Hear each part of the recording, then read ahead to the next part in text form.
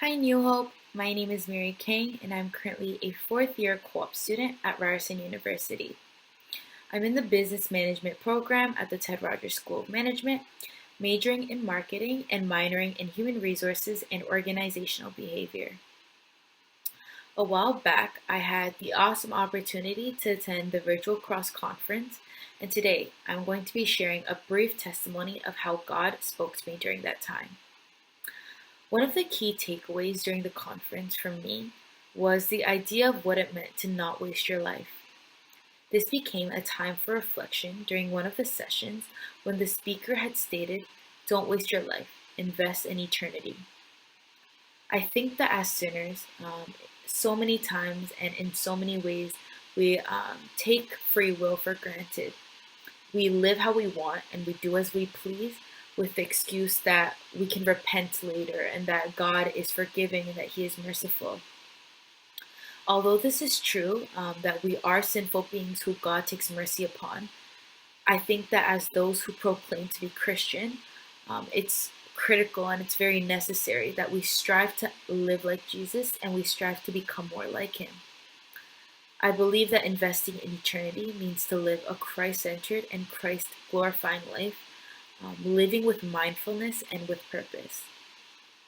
This year, I plan to respond to what God has shown me during the conference by focusing on this idea of mindfulness. I would like to be more diligent in prayer and Bible reading, but more specifically, I want to become more disciplined in the choices I am making in my life. I feel like God has truly shown me grace and mercy this year, and I do not want to overlook it as something that is a pure coincidence, but see it for what it truly is, which is a blessing. Thank you so much for listening, and I hope you all have a great week. Hi New Hope, my name is Michelle and I am currently in my second year of nursing at McMaster University. During the past cross conference, God spoke to me in a way that really convicted me and allowed me to think deeper and to consider more practical steps for missions and the work of the global church.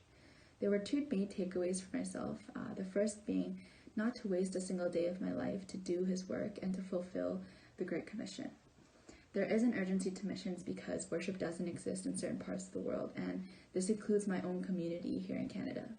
And as a believer, it is my job to go out and to spread the good news, whether it's by being a sender or a goer. The second is to walk in faith. I don't believe that I should be staying stagnant in my own call to missions and waiting until there's a huge red sign from God saying, yes, this is your time to go.